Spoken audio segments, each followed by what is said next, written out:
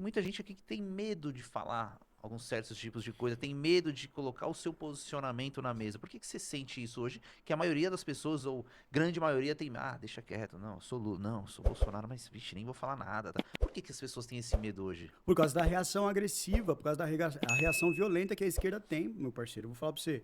Hoje, se você se posiciona como uma pessoa de direita em qualquer grau, dentro de uma instituição pública, você é perseguido. Principalmente se essa instituição for uma instituição de ensino. Por exemplo, os professores hoje que fazem parte de qualquer nível da educação, seja fundamental, básico, seja médio, seja superior, principalmente superior, onde existe uma carga doutrinária maior e um aparelhamento maior daqueles que estão hoje doutrinando os estudantes, que estão militando, que utilizam do aparato da universidade só para poder parasitar e mais absolutamente nada. Se você se posiciona como uma pessoa de direita dentro de qualquer instituição de ensino hoje, Tá. você é perseguido imediatamente, seja você professor, seja você estudante. Professor é pior ainda. Você vai ter o seu salário é reduzido. Lembrando o que aconteceu, por exemplo, do professor Ricardo Felício, que foi um professor de climatologia da FEFELESH, que é a Faculdade de Filosofia, Letras e Ciências Humanas da USP. Tá. Aquela faculdade da USP, ela reduziu o salário do professor Ricardo Felício simplesmente porque ele provava por A mais B cientificamente de que o aquecimento global ele não passa de uma falácia da esquerda. E eu não estou falando aqui porque é uma questão de teoria da conspiração, não. O cara ele tinha livros e vários livros escritos que ele provava cientificamente que o aquecimento global ele é uma falácia. E ao invés de você colocá-lo para debater com outra pessoa que deveria ter um conhecimento técnico suficiente para conseguir provar que ele estava errado, a USP simplesmente partiu para a ignorância e resolveu perseguir o professor, reduzindo o salário dele até o ponto de vocês reunirem um conselho universitário para pedir a demissão e conseguirem tirar o cara da Universidade de São Paulo. Não apenas isso, como eu já recebi denúncias, por exemplo, de estudantes que estavam sendo atacados pelo movimento estudantil. Eles imprimiam foto dos alunos que eles não se posicionavam. Não estou dizendo que os alunos eram de direita, estou dizendo que os alunos não se posicionavam como esquerda. Então, eles imprimiam a foto desses alunos e colavam nos muros da faculdade e colocavam procura-se fascista. Eles fizeram um curso durante o meu mandato, eu nunca vou esquecer, durante o meu mandato eles faziam um curso chamado Curso de Como Combater o Fascismo. E aí eles colocavam a imagem de Mussolini, a imagem de Hitler e a imagem do Jair Bolsonaro, os três juntos, um do lado do outro. Sendo que o Bolsonaro não tem nada a ver com o Hitler e o Mussolini, nada, sabe o que é nada? 0%. Então, dentro dessa paranoia que foi criada pela esquerda, de você criar um monstro, de você simplesmente personificar na pessoa a atuação de que ela é um Adolf Hitler, e aqui eu não estou falando só do Bolsonaro, mas de todas as pessoas que discordam da esquerda, tudo isso que a esquerda criou, de você simplesmente tentar detonar a pessoa que pensa diferente, faz com que as pessoas que pensem diferente de fato tenham medo. Isso. Por que eu vou querer me posicionar se eu sei que se eu falar qualquer coisa, aquele cidadão ali vai trabalhar para acabar com a minha reputação?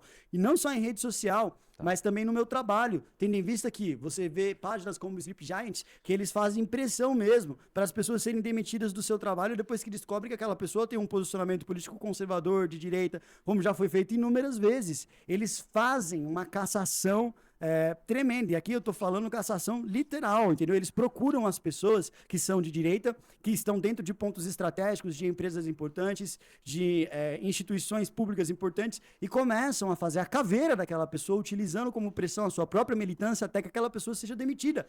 Para que aquela pessoa vai querer se posicionar? Não faz o menor sentido. É melhor ela simplesmente viver a vida dela quieta, ela tem um posicionamento dela quieto, e ela não vai se posicionar porque ela tem medo de que a vida dela seja desgraçada, como já foi desgraçada várias vidas por parte da esquerda. A esquerda ela não pensa duas vezes antes de destruir a vida de alguém. Não interessa se o cara é casado, se o cara tem filho, se o cara ele tem dependente, se a mãe dele tá doente, se o vô dele tá com câncer, se ele tá utilizando o dinheiro para conseguir salvar a vida de XYZ.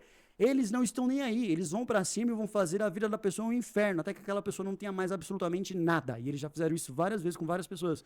Só que eu eu sou ruim, meu parceiro. Eu sou nojento demais. Eu falo, o pessoal de esquerda é nojento, só que eu sou mais nojento ainda. Porque se eles acham que eles podem colocar medo, eles não colocam medo em mim. Porque eu juro que eu tenho uma espécie de problema que é o seguinte: eu gosto de estar nos lugares onde eu sei que eu estou incomodando. Então, se eu estou num lugar e eu estou incomodando alguém, aquilo de certa forma me agrada. Por quê? Porque eu não sei, preciso ir no psicólogo para saber especificamente qual é o nome desse fenômeno. Mas a adrenalina de você perceber que você não é bem-vindo num lugar, mas tem o direito de estar ali, aquilo pra mim é muito interessante, entendeu? E já aconteceu inúmeras vezes, inúmeras vezes. É tantas coisas que já aconteceram que eu não sei nem por onde começar. Então, eles tentaram acabar com a minha reputação, tentaram, acho que o pior de tudo que eles fizeram comigo foi essa questão de tentar me sufocar financeiramente. Essa pra mim foi o ápice. Essa daí foi, acho que não tem ninguém no Brasil que isso aconteceu, ninguém. Se É o você procurar, Magnitsky do... não, pior que o Magnitsky, meu parceiro. É Pelo mesmo? menos eu ainda posso ir para os Estados Unidos, mas pior que a Magnitsky que fizeram comigo. Foi uma puta falta de sacanagem que fizeram comigo.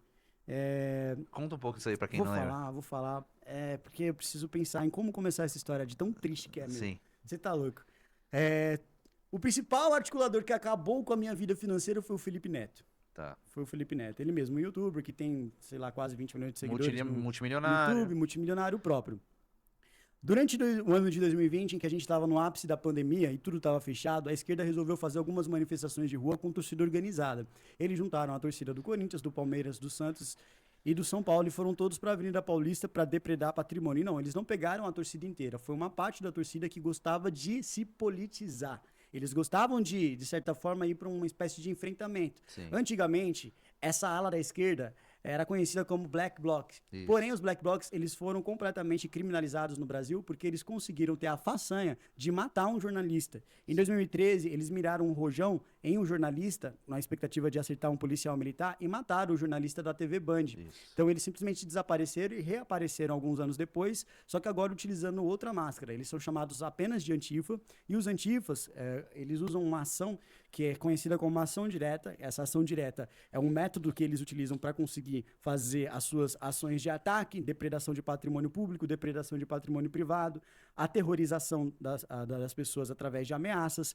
E eles fizeram isso na Avenida Paulista, só que eles agora utilizaram uma coisa que eu não sei como não foi pensado antes, que é genial.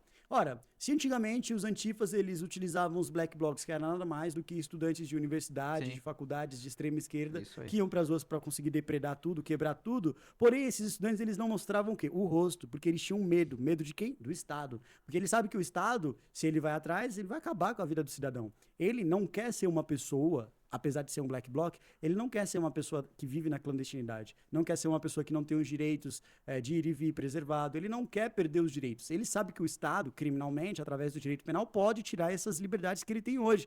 Só que existe uma ala no meio da sociedade que não tem medo do Estado. Você sabe me dizer qual é? Pô, a esquerda é uma delas. Não. Ela é pior, tem a ver com a esquerda, mas só que aqui é um nível de organização social. Qual é? Torcida organizada. A torcida organizada não tem medo do Estado. Os caras da torcida organizada não têm medo do Estado. Tá. A Mancha Verde, a Gaviões, a Independente, a torcida jovem, eles não têm medo do Estado. Tanto é que eles enfrentam. Atualmente você tem uma espécie de paz aqui no estado de São Paulo, você não vê mais essas torcidas se enfrentando. Mas se você olha em retrospecto, na história das torcidas organizadas, eles nunca tiveram medo do Estado. Eles sempre foram pra cima, sempre arrumaram confusão. Eles veem a polícia, vai pra cima da polícia, taca rojão, taca garrafa e etc. Sem usar uma máscara, sem nada.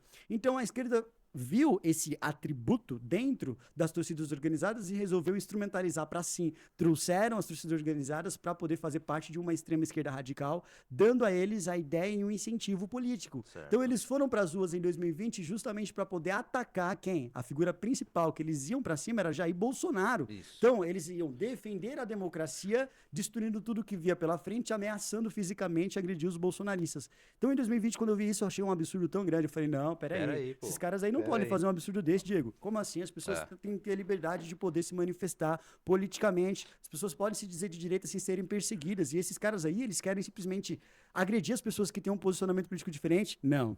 Aqui na minha cidade, não. No meu mandato, não. Não enquanto eu for deputado estadual.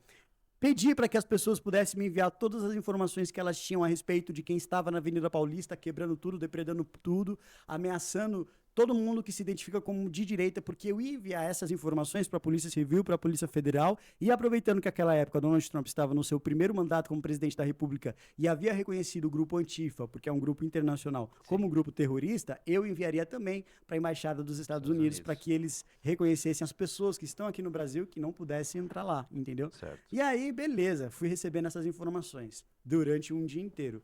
Meu parceiro, eu nunca vou esquecer, no dia seguinte parece que a minha vida virou um inferno, da água pro vinho, tudo tava de cabeça para baixo, Porque o Felipe Neto, ele me fez o favor de compartilhar uma publicação no Twitter dizendo: o deputado estadual Douglas Garcia é um perseguidor de antifascista. Ele não gosta de antifascista porque ele é fascista e agora resolveu perseguir os antifascistas. Ele expôs um dossiê, presta atenção, isso foi no dia seguinte. Tá. Ele expôs o dossiê com mais de 2.000 pessoas, com o nome de mais de 2.000 pessoas. Nome, sobrenome, endereço, local onde trabalha, fotos, todas as informações o mais detalhadas possíveis para que essas pessoas fossem expostas nas redes sociais e tivesse a sua segurança colocada em risco por parte desses fascistas que são radicais e querem agredi-las. Colocou desse jeito. Peço para que todos aqueles que se sentiram ameaçados ou se sentiram de certa forma aviltados ou se sentiram violados no seu direito à sua intimidade, entrem em contato comigo porque a assessoria de partidos como o PT e o PSOL vão poder te ajudar a processar o Douglas Garcia. Pois bem, acontece que, como eu ia reunir as informações de 2.000 pessoas em 24 horas? É impossível. Nenhuma empresa, sei lá, de grande porte, se você estiver trabalhando com um corpo jurídico bem grande, ia conseguir fazer um compilado de 2.000 pessoas em 24 horas, convenhamos. Sim. Segundo, esse tal dossiê que estava sendo distribuído na internet com nomes de esquerdistas, de pessoas de extrema esquerda que se auto-intitulam como antifas, eu consegui verificar e provei na justiça várias vezes que esse dossiê já existia antes do meu mandato, antes de eu me tornar deputado estadual. Portanto, a autoria dele não é minha. Esse que foi vazado não é de minha autoria.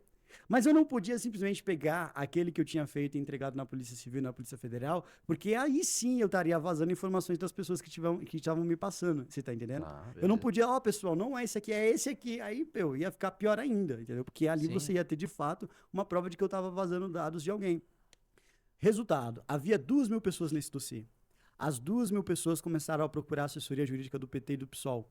Por semana, eu recebia mais de 10 oficiais de justiça na minha casa, me processando por dano moral. Eram processos que iam de 5 a 20 mil reais de indenização de dano moral.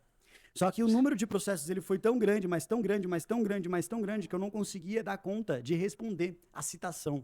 Não era dar conta de você conseguir provar que o que eles estavam me acusando era mentira.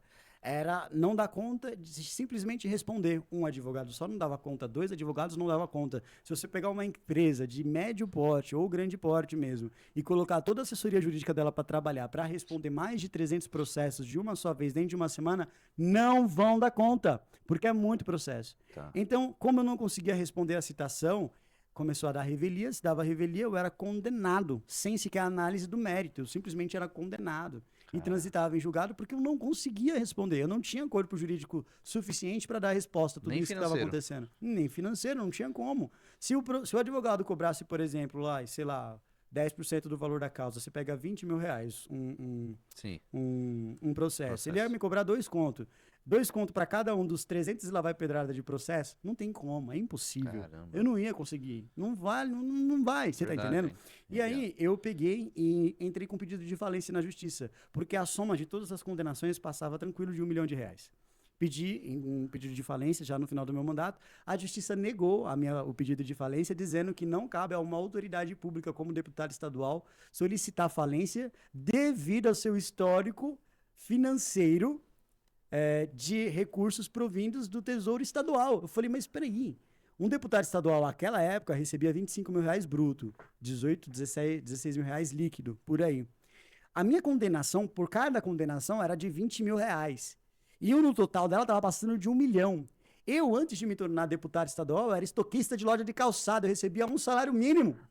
Como você ia colocar na cabeça de que de 2019 para 2020 eu ia conseguir enriquecer sendo deputado estadual? É impossível, qualquer idiota consegue fazer essa conta e ver que não fecha. Sim. Não tinha como, eu realmente estava sendo sufocado financeiramente. Eu fui o único deputado estadual do Brasil inteiro que estava no mandato, era uma autoridade, mas não tinha salário, porque o meu salário era congelado na fonte, pela justiça. Eu não tinha salário, não tinha como receber salário. Eu simplesmente olhava na minha conta corrente e estava lá, bloqueado judicialmente, bloqueado judicialmente, bloqueado judicialmente.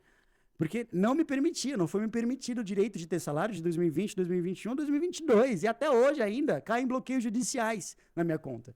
Vários bloqueios. Então, o que fizeram comigo, não se tem história e nem... Eu realmente não consigo ver a mesma coisa acontecendo em ninguém do Brasil. Então, você olha, fala pra mim, uma única pessoa que passou exatamente o mesmo, que foi uma autoridade, que foi deputado, que teve todo o seu salário bloqueado durante meses seguidos e que tem tantos processos por causa de uma coisa que não fez e que eu não consigo provar, que eu não consigo mostrar, por causa da quantidade enorme de processos que isso tem. Porque as poucas vezes que eu consegui responder, eu venci. A maioria esmagadora dos processos que eu consegui responder, eu não sei qual é o nome disso na justiça, porque eu não manjo do direito ainda, essa parte, responder a contestação, que eu consegui contestar, Sim. eu ganhei. Certo. Assim, 95% eu ganhei. Em segunda instância, principalmente. No Superior Tribunal de Justiça eu tenho vitória sobre isso também. Então, não é por uma questão envolvendo mérito, mas eu não consigo responder a tudo isso. Então, o que fizeram comigo foi de uma covardia tão grande, meu parceiro, que não dá nem pra explicar. Mas isso já é uma coisa que eu já tô... Não passou não, continua. Continua. Continua e eu acho que deve durar mais uns 10 anos por aí. no mínimo. Caraca. Pois Deus. uns 10 anos, mas pelo menos eu já me conformei. Eu me conformei. Né? Porque no começo pra mim foi bem difícil, né? Você falar, não é justo o que estão fazendo. E não era justo mesmo. Se você parar e me perguntar assim, Douglas, você se arrepende do que fez? Não. Eu faria tudo de novo. Tá. Tudo exatamente igual. Tudo, tudo. Porque eu falei pra você bem no começo aqui, quando a gente começou a falar, eu sou nojento. Aham. Se eles acham que eu... Se eles acham que eu vou parar, que eu vou arredar o pé, que eu vou simplesmente, Sim. eu não quero mais, eu desisto. Eu não vou, quanto mais eles conseguem me prejudicar, mais incentivado eu me sinto. Te dá mais ânimo, mais fôlego. Exatamente. Falar, opa, Eles tá, a não gente têm vai ideia do resolver isso quanto aí. eu virei o demônio por causa disso. Não fazem Caramba, ideia, irmão. não fazem ideia. Eles arrumaram um inimigo pro resto da existência. Porque eu, por causa disso e de outras coisas que fizeram comigo, eu prometi pra mim mesmo.